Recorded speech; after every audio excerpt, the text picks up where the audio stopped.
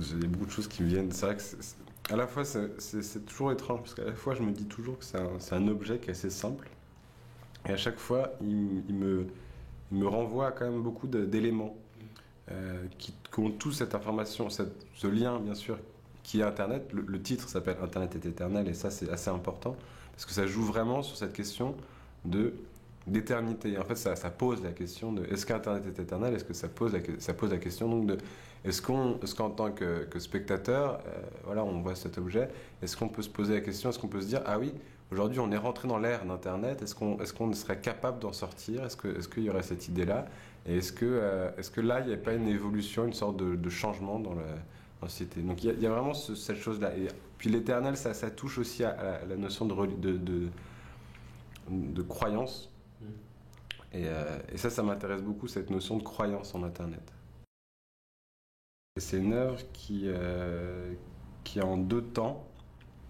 Donc à la fois, il y a ce temps d'objet physique qui est installé dans l'exposition, et il y a un site Internet.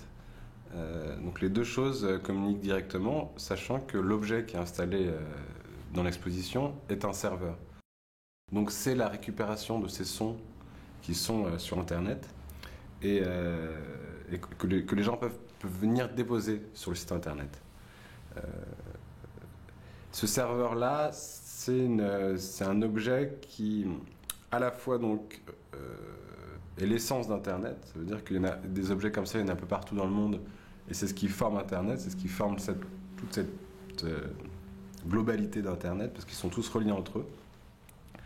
Alors à la fois, ils sont très réels, ils sont très physiques, et ça, j'essaie de mettre en évidence ça, ce fait que, en fait, c'est des objets très physiques. On dit souvent qu'Internet est dans une sorte de nuage comme ça qui vole, et je pense que voilà, c'est important de mettre cette matière-là, et en même temps, cet objet-là, il est impossible à toucher. Et c'est pour ça que le son va attirer le spectateur en premier, pour qu'il l'entende mieux, et à un moment il va le répulser. Ça veut dire qu'il y a un rapport comme ça de distance par rapport à toute cette information qui aujourd'hui est une sorte de deuxième monde sur notre société, sur nos sociétés, nos différentes sociétés à travers le monde, où on a Internet comme ça, où Internet s'initie vraiment partout. Il y a vraiment aujourd'hui de moins en moins de lieux où il n'existe pas Internet. Et ça devient un monde de pensée, de communication,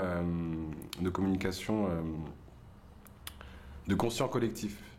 Ça veut dire que les informations circulent à un tel point qu'on arrive à répondre à énormément de questions et des choses comme ça. Et donc on est en train de vivre une révolution en ce moment, et j'essaie de parler de tout ça avec cet objet, voilà, qui à la fois joue sur du sacré, à la fois joue sur des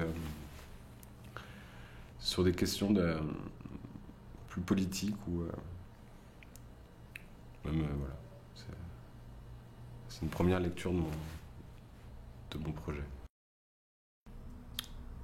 Alors j'espère beaucoup de choses. Alors je pense que tout le monde espère beaucoup de choses pour son travail.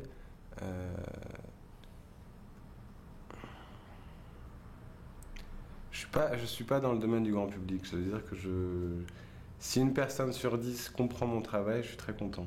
Si une personne sur 50 comprend très bien mon travail, je suis très content. Donc à partir de là, je suis ouvert. Ça veut dire que ça me dérange pas que les gens comprennent pas, ou que les gens restent un peu à distance et soient un peu dans des doutes ou des incertitudes qui vont faire qu'ils ne rentrent pas dans mon travail. Par contre, si au moins quelques personnes arrivent à s'intéresser à cette idée de qu'est-ce que c'est que cet objet et comment il s'articule et où est-ce qu'il va et qu'est-ce qu'il pose comme question, là ça devient intéressant. Je pense que c'est quand même à la fois le projet est il y a un sentiment, il y a cette idée de ressenti d'objet. Ça veut dire que je suis en train de travailler sur cette matière et sur cette forme pour que le spectateur ait un rapport sentimental par rapport à cet objet, qui soit justement vraiment dans le travail de l'attirance-répulsion. Et à la fois quand même que le spectateur soit pas que là-dedans et qu'il se pose des questions. Et ça m'intéresse beaucoup quand même, qu'il y a un moment, il soit dans une démarche d'analyse, d'essayer d'analyser la chose. Qui est très en lien aussi avec le site internet. Même si le site internet reste un objet encore plus sporadique, qui est vraiment qui est un objet qui n'a aucun intérêt. Et, ça m'intéresse dans le sens où le seul intérêt qu'il a, c'est de nourrir cet objet, l'objet serveur. Mais pour le nourrir, il faut vraiment que le spectateur, c'est pas le spectateur, justement l'utilisateur qui va sur Internet, donne des choses sans aucun autre but que de nourrir cet objet. Et ça, je pense que c'est l'objectif, c'est que ça dure des années. C'est que c'est une projection là pour le coup. J'essaie de tendre mon travail justement sur plusieurs années et le site internet sera ouvert pendant plusieurs années. Et là, les gens peuvent donner quand ils le sentent. C'est quelque chose de beaucoup plus sensible et beaucoup plus en lien avec quelque chose de peut-être d'ésotérique. Et peut-être une idée comme ça qui se véhicule sur le site internet. C'est un mouvement, c'est des mouvements, c'est des vagues comme ça qui viennent. Et c'est intéressant de se voir aussi comme un élément dans cette masse.